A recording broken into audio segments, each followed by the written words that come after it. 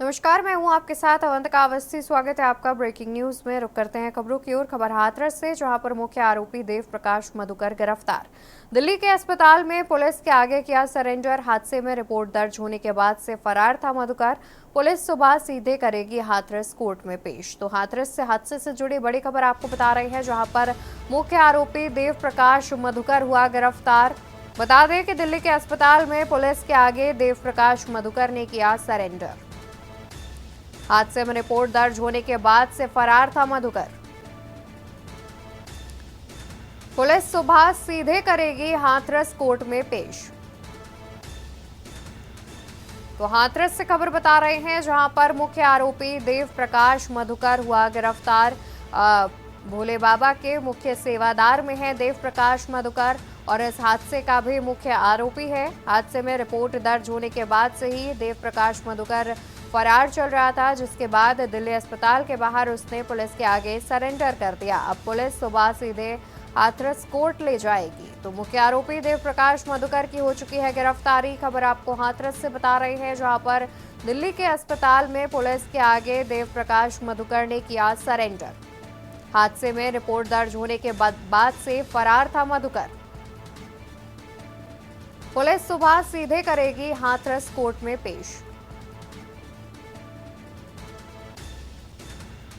ज्यादा जानकारी के लिए हमारे साथ संवाददाता धर्मेंद्र सिंह जुड़े हुए हैं। धर्मेंद्र, जिस तरीके से जानकारी मिल रही है, जहां पर मुख्य आरोपी ने सरेंडर कर दिया है, इसके अलावा भी करीब 6 सेवादारों को पुलिस अरेस्ट कर चुकी है। क्या कुछ अपडेट है इस मामले से जुड़ी हुई? जी, कल देर रात दिल्ली के एक अस्पताल में मुख्य आरोपी देव प्रकाश मधुकर को पुलिस के माध्यम से गिरफ्तार कर लिया गया है और ये जानकारी पुलिस को खुद उनके वकील की तरफ से दी गई थी, जिसके बाद उन्हें वहां से गिरफ्तार कर लिया गया है और आज हाथरस कोर्ट में उनकी पेशी हुई है। जी, और साथ ही देखा जाए तो जिस तरीके से जानकारी मिल रही है कि जो भोले बाबा नाम के जो बाबा हैं, जिनका सत्संग हो रहा था, वो भी फरार चल रहे हैं। उनको लेकर क्या अपडेट मिल रही है फिलहाल? उनको लेकर एक जानकारी मिल रही है कि न्यूज एजेंसी के माध्यम से उन्होंने एक बयान जारी किया है कि जो भी मेरे भक्त हैं उनको वो जीवन पर्यंत उन सबकी सहायता करें, जो लोग घायल हुए हैं या मृतकों के जो परिवार हैं उनके साथ जुड़े रहें और उन्हें हर समय सहायता उपलब्ध कराते रहें। और मेरी पुलिस प्रशासन में पूरा विश्वास है, जो भी दोषी होंगे वो पकड़े जाएंगे, उन्हें सजा मिलेगी। बिल्कुल, और साथ ही देखा जाए तो जिस तरीके से पुलिस आज हाथरस कोर्ट में पेश करेगी और इसके अलावा जो अन्य सेवादारों की भी गिरफ्तारी की गई थी, क्या उन्हें भी पेश किया जाएगा? जी, इसमें जो कुल नाम है उनमें से अभी तक छह लोगों को गिरफ्तार किया गया था और ये 7वें व्यक्ति हैं जो देव प्रकाश मधुकर हैं। जी देर रात दिल्ली से उन्हें गिरफ्तार किया गया जी। और जो भी अन्य आरोपी गिरफ्तार अब तक किए गए होंगे, जिनकी जानकारी नहीं मिल पाई है, उन्हें भी साथ में ही कोर्ट में पेश किया जाएगा। बिल्कुल, बहुत शुक्रिया धर्मेंद्र आपका ज्यादा जानकारी दर्शकों तक साझा करने के लिए। तो हाथरस हादसे से जुड़ी बड़ी खबर बता रहे हैं, जहां पर मुख्य आरोपी देव प्रकाश मधुकर ने किया सरेंडर। दिल्ली के अस्पताल में पुलिस के आगे सरेंडर किया, जिसके बाद पुलिस अब उसे हाथरस कोर्ट में पेश करेगी। आपको बता दें कि रिपोर्ट दर्ज होने के बाद से मुख्य आरोपी फरार चल रहा था।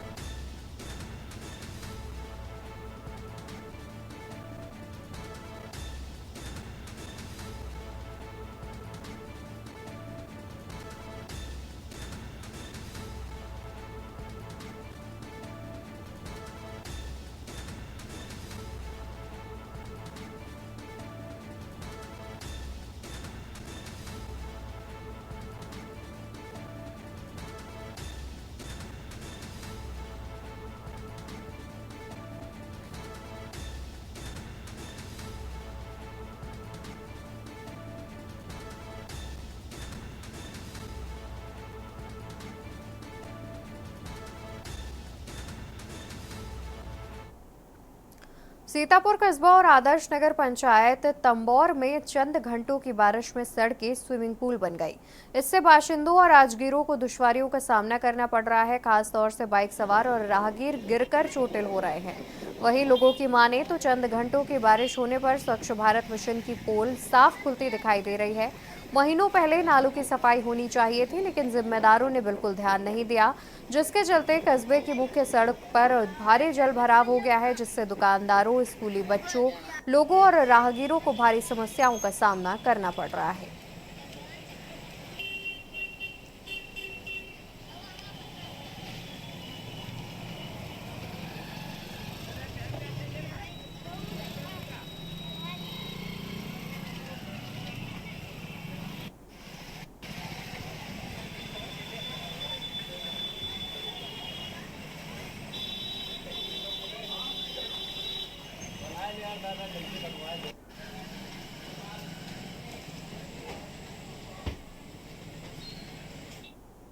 कासगंज तहसील क्षेत्र के गांव नदरई स्थित हजारा नहर पर झाल का पुल है जो अंग्रेजों के समय में बनकर तैयार हुआ था, जिस पर आज तक कोई भी मरम्मत का काम नहीं हुआ है। हालांकि मजबूती को देखते हुए पुल आज भी बहुत मजबूत स्थिति में है। कासगंज के एटा मार्ग स्थित काली नदी के पुल की बात की जाए तो वो 1973 में बना था और उस पर आज तक जिला प्रशासन या पीडब्ल्यूडी विभाग ने कोई भी मरम्मत का काम नहीं किया है, जबकि पुल को मरम्मत की जरूरत है। इस पुल से बरेली, मथुरा, आगरा के लिए वहां निकलते रहते हैं लोग। कासगंज मथुरा मार्ग पर भी एक हजारा नहर का पुल पड़ता है, वो भी लगभग 50 से 60 साल पुराना है और उस पर भी कोई मरम्मत का कार्य नहीं हुआ है। पुल पर जगह जगह गड्ढे हो गए हैं। इस पुल से कासगंज से सिकंदरामऊ, मथुरा, हाथरस और दिल्ली की ओर जाने वाले वाहनों का दबाव रहता है।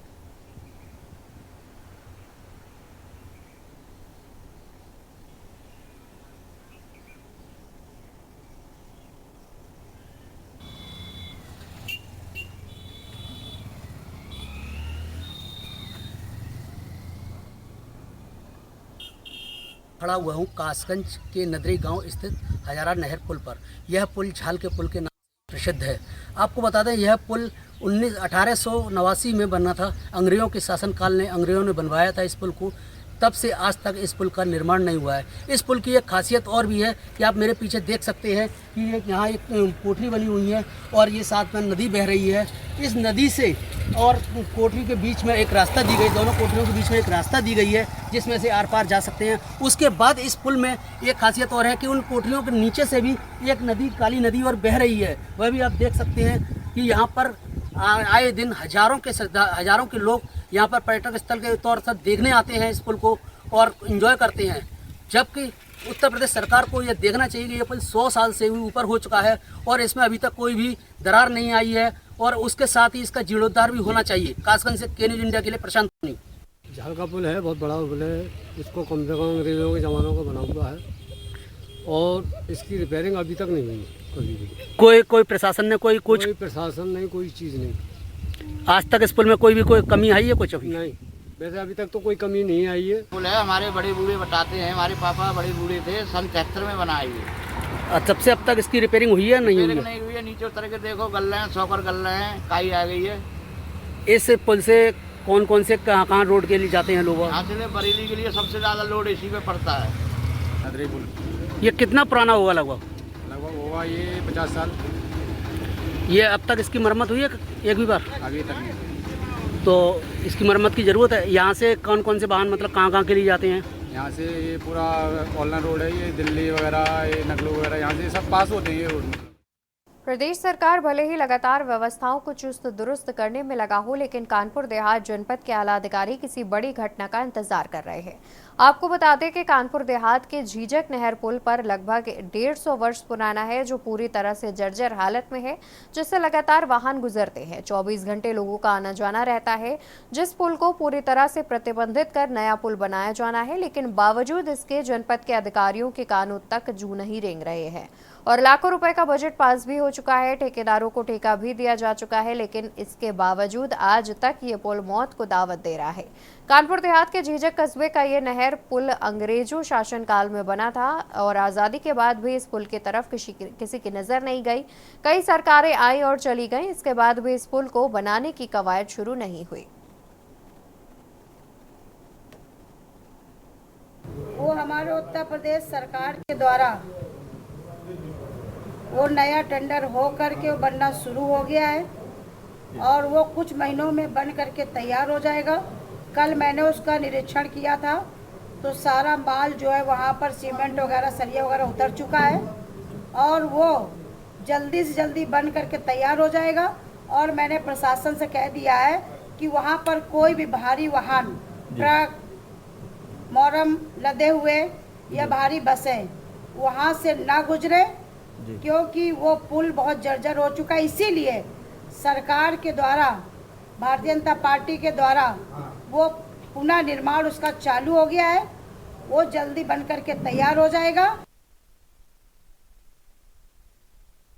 जनपद कानपुर देहात के झींझक में इस समय मौजूद हैं और हमारे पीछे आप देख सकते हैं ये 150 वर्ष पुराना नहर का पुल है। अपने कैमरामैन से चाहेंगे कि दिखाएं पीछे 150 वर्ष पुराना ये नहर का पुल है, जिसमें आज भी किसी तरह का कोई काम नहीं हुआ है। लगातार यहाँ का जो प्रशासन है वो किसी बड़ी घटना का इंतजार कर रहा है। भारी वाहनों का पूरी तरह से यहाँ पर रोक लगा दी गई है, भारी वाहन प्रतिबंधित कर दिए गए हैं। सामने बोर्ड भी लगा दिया गया है, कानपुर देहात पुलिस द्वारा बोर्ड लगाया गया है। चेतावनी बोर्ड लगने के बाद इस जो पुल है उस पर लगातार लोग गुजर रहे हैं। कहीं ना कहीं एक बड़ी घटना का इंतजार यहाँ के प्रशासनिक अमला जो है वो कर रहा है। देखने वाली बात यह है कि जिस तरह से ये पुल 150 वर्ष पुराना है, फिर इस पुल को नया बनाया क्यों नहीं जा रहा है। लगातार ये सवाल खड़े होते हैं, लेकिन एक बड़ी बात निकल कर सामने आती है। यहाँ कुछ लोग भी मौजूद हैं, उनसे भी जानेंगे कि कितना जर्जर पुल है और किस तरह से यहाँ की व्यवस्थाएं चल रही हैं। चाचा, क्या कितना पुराना पुल है और क्या व्यवस्थाएं हैं? 1857 से ये पूरी तरह से पुल जो है वो बेकार हो चुका है, तो अभी तक कोई व्यवस्था इस पर नहीं की गई।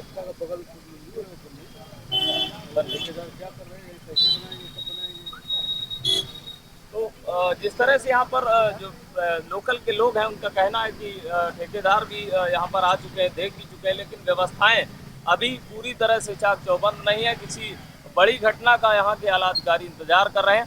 अब बात निकल कर ये सामने आती है, जिस तरह से ये जर्जर पुल है, क्या इस पर किसी की नज़र नहीं पड़ती है? जब भारी वाहन प्रतिबंधित कर दिए गए हैं, लगातार घटनाएं होती जा रही हैं, नए पुल बनते हैं, गिर जाते हैं। ये 150 वर्ष पुराना पुल है, कहीं ना कहीं इस पर प्रशासन को पूरी तरह से ध्यान देना चाहिए। वीडियो जर्नलिस्ट आरिफ के साथ अमित पांडे, कानपुर देहात। खबर गोंडा से है, जहां 1964 में गोंडा लखनऊ राजमार्ग पर बना 60 साल पुराना सरयू पुल जर्जर अवस्था में है। सरयू पुल के नीचे का हिस्सा क्षतिग्रस्त है। भारी वाहनों के आने जाने पर पुल के नीचे लगे लोहे के एंगल से आवाज आ रही है। कुछ ही दिन पहले इस पुल का निचला हिस्सा क्षतिग्रस्त हुआ था, जिससे भारी वाहनों के आने जाने पर प्रशासन ने रोक लगा दी थी और कई महीने काम चलने के बाद क्षतिग्रस्त पुल को ठीक किया गया था। लेकिन अब फिर से बरसात होने के बाद ये पुल क्षतिग्रस्त नजर आ रहा है और अब इस पुल में कई जगहों पर दरारें पड़ गई हैं। लेकिन कल ही देर शाम सीएम योगी आदित्यनाथ ने लोक निर्माण विभाग के अधिकारियों के साथ बैठक कर 50 वर्ष से अधिक के बने पुलों का निरीक्षण करके जर्जर होने पर तत्काल आवागमन बंद करवाने के निर्देश दिए हैं। राहगीरों और स्थानीय लोगों से भी बातचीत की गई तो उन लोगों ने बताया कि ये पुल काफी पुराना है और जर्जर हो चुका है। नया पुल बने तो राहत मिल जाएगी। तो पुल तो खराब है, आवाज़ देता है। कितनी बार खराब हो चुका है? ये 2 बार खराब हो चुका। कितनी दिक्कतें होती हैं खराब होने पर? खराब होने पे सवारी बंद हो जाती है। और क्या दिक्कतें हैं? और क्या बताऊँ मैं, उसके बारे में तो पुल वाले खुद ही बता सकते हैं।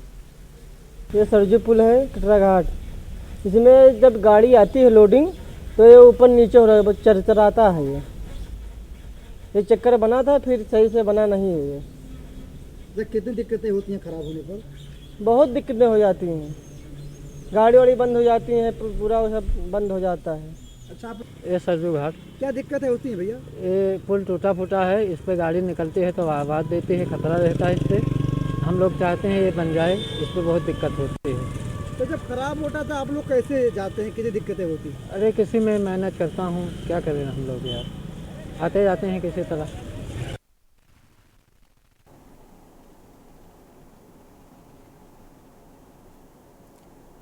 तो गोंडा से ये पूरी तस्वीरें हम आपको दिखा रहे हैं, जहां पर 60 साल पुराना सरयू पुल जर्जर अवस्था में है। इस पर से लोगों का गुजरना भी लगातार जारी है। हालांकि मुख्यमंत्री ने निर्देश दिए हैं कि 50 साल से ज़्यादा की उम्र के जो पुल हैं, जो 50 साल से ज़्यादा पुराने पुल हैं, उन पर देखा जाए। अगर वो क्षतिग्रस्त हैं तो उन पर तत्काल प्रभाव से आवाजाही बंद करवाई जाए। हालांकि ग्रामीण भी लगातार परेशान हो रहे हैं।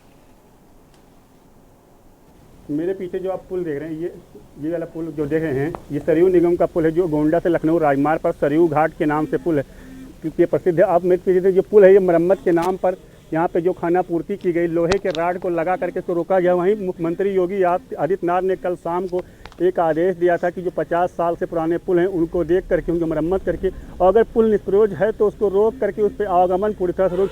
लेकिन गोंडा का सेतु निगम के जो अधिकारी हैं वो आँख मूंद के बैठे हैं। अभी तक के मतलब 24 घंटा बीतने के बाद भी जिले के सेतु निगम या लोक निर्माण विभाग के कोई भी अधिकारी अपने एसी कमरों से निकल करके पुल का भ्रमण या पुल का निरीक्षण करने के लिए नहीं निकले हैं। मैं आपको बता दूं कि ये जो पुल है सरयू घाट के पास जो लखनऊ राजमार्ग को जोड़ता है, जिस पे लाखों गाड़ियां प्रतिदिन आती हैं, लेकिन वहीं पे जनपद के आला अधिकारी इस पुल पर निरीक्षण के नाम पर ना भी आए हैं, ना उनका आने का मन होगा, क्योंकि वो एसी कमरों में बैठ करके वहीं से खाना पूर्ति करके शासन को रिपोर्ट भेज देते। आपको बता दूं कि कभी भी इस पुल के गिरने से घटना हो सकती है। राजेश शुक्ला, के न्यूज, गोंडा। और यार रुकेंगे एक छोटे से ब्रेक के लिए, जल्द हाजिर होंगे। आप देख रहे हैं के न्यूज, खबरों का सार। ब्रेक से वापस आ चुके हैं। इसी बीच खबर आपको बता देते हैं। खबर आगरा से सामने आ रही है। आगरा से खबर, जहां स्मार्ट सिटी एक बार फिर बारिश में हुई शर्मसार। अफसरों की तैयारियों पर बारिश ने फेरा पानी। शहर की कई कॉलोनियों और गलियां बनी तालाब। स्कूली बच्चों के साथ स्थानीय लोग घरों में हुए कैद। शहर की कई कॉलोनियां और गलियां बनी तालाब। स्कूली बच्चों के साथ स्थानीय लोग घरों में हुए कैद। रास्तों पर नगर निगम नालियां बनाना भूला। सर्वे के नाम पर महज खाना पूर्ति करते दिख रहे जिम्मेदार।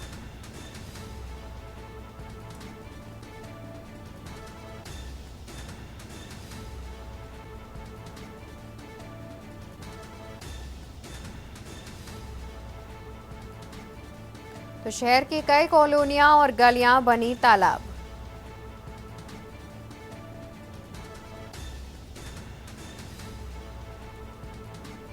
और इसी खबर पर ज्यादा जानकारी के लिए हमारे साथ आगरा से संवाददाता अजेंद्र चौहान जुड़े हुए हैं। अजेंद्र, जिस तरीके से जानकारी मिल रही है कि बारिश के बाद से ही रोड पर पानी भर गया है, फिलहाल अभी तक इस पर नगर निगम ने क्या कुछ एक्शन लिया है? देखिए, अगर बात की जाए तस्वीरों की, ये तस्वीरें आगरा की है और उस आगरा की जिसको स्मार्ट सिटी कहा जाता है और उसको स्मार्ट सिटी बनाने की बात कही जाती है, लेकिन जरा सी बारिश में इस बारिश, और ये जो तस्वीर आप देख रहे हैं ये साक्षीपुरम इलाके, ये कालंदी बिहार की है, जो कि एडीए की परियोजना है। और वहाँ उसके बाद ये जो रास्ता है, इस रास्ते पर नाली बनाना ही नगर निगम शायद भूल गया है। जो संबंधित विभाग है उनको इस ओर बिल्कुल ध्यान नहीं है। तस्वीरों में बच्चे गंदे पानी में होकर निकलने को मजबूर है। राहगीर और जो स्थानीय निवासी हैं वो वहाँ पर नाली गंदे पानी के अंदर बीच में से निकलना उनकी मजबूरी बन चुका है। प्रशासन का इस ओर कोई ध्यान नहीं है। और यही नहीं, ये कालंदी बिहार की बात है, लेकिन तमाम ऐसी जगह हैं आगरा में जो बारिश के बाद बिल्कुल तालाब बन जाती हैं, नदियों का रूप ले लेती हैं, क्योंकि वहाँ ना गाड़ी निकल सकती है, ना कार निकल सकती है, ना टू व्हीलर निकल सकता है। तो पूरी तरह से यहाँ जस्का तक जाम बिल्कुल लग जाता है। और ये हालात बता रहे हैं कि एक और तो मुख्यमंत्री स्मार्ट योजना की बात कर रहे हैं, लेकिन यहाँ जो स्थानीय अफसर हैं वो अपने काम में कितने सजग हैं, ये तस्वीरें बयां कर रही हैं। जी बिल्कुल। और साथ ही देखा जाए तो जिस तरीके से तस्वीरें सामने आ रही हैं उससे स्वच्छ भारत की भी पोल खुलती हुई नजर आ रही है। बहुत शुक्रिया अजेंद्र आपका ज्यादा जानकारी दर्शकों तक पहुंचाने के लिए। तो ये तस्वीरों में आप देख सकते हैं कि किस तरीके से बारिश के बाद आगरा की सड़कें तालाब में तब्दील हो चुकी हैं। और इसी बीच बुलंदशहर से खबर आपको बता देते हैं। खबर बुलंदशहर से सामने आ रही है, जहां पर बदमाश को घायल अवस्था में किया गिरफ्तार। बदमाश के साथी को भागते हुए पुलिस ने पकड़ा। बदमाश से अवैध असला, कारतूस, फोन, बाइक हुई बरामद। डिबाई सीओ करण सिंह ने घटना की दी जानकारी। खबर बुलंदशहर से, जहां पर रामघाट थाना पुलिस के अपराधी से मुठभेड़।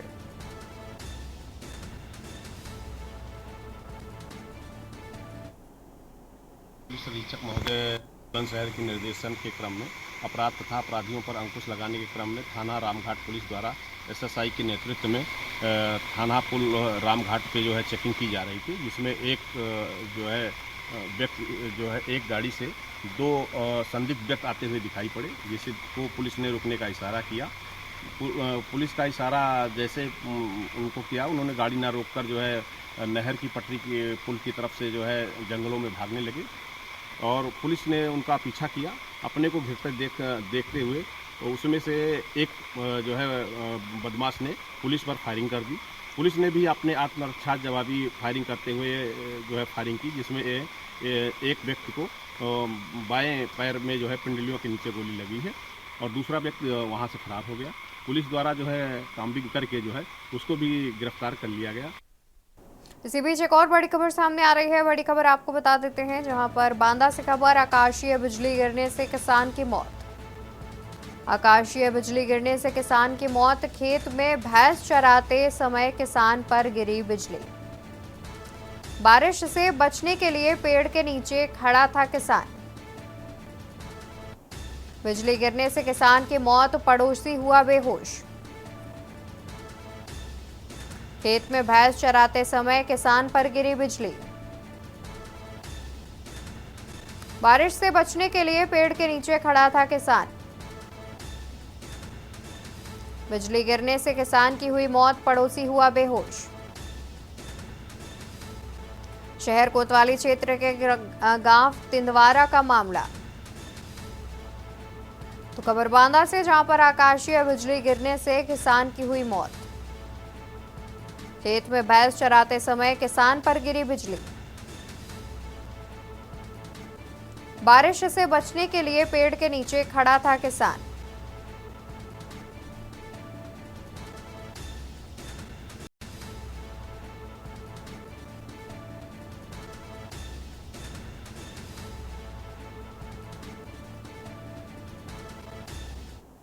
इसी बीच खबर आपको बरेली से बताते हैं। बरेली से खबर सामने आ रही है, जहां पर पुलिस कर्मियों पर नवागत एसएसपी का एक्शन।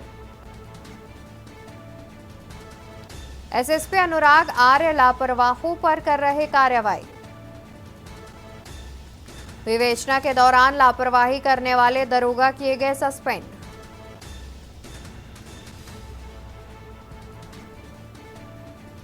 आरोपियों पर कार्रवाई न करने के मिली थी जानकारी। विवेचना के दौरान लापरवाही करने वाले दरोगा किए गए सस्पेंड। वहीं आरोपियों पर कार्रवाई न करने का लगा था गंभीर आरोप। लापरवाही सामने आने पर एसएसपी ने किया सस्पेंड। थाना शेरगढ़ में तैनात थे दरोगा अली मियां जैदी। तो खबर बरेली से, जहां पर पुलिस कर्मियों पर नवागत एसएसपी का एक्शन। एसएसपी अनुराग आर्य लापरवाहों पर कर रहे हैं कार्रवाई। विवेचना के दौरान लापरवाही करने वाले दरोगा किए गए सस्पेंड। आरोपियों पर कार्रवाई न करने का था गंभीर आरोप।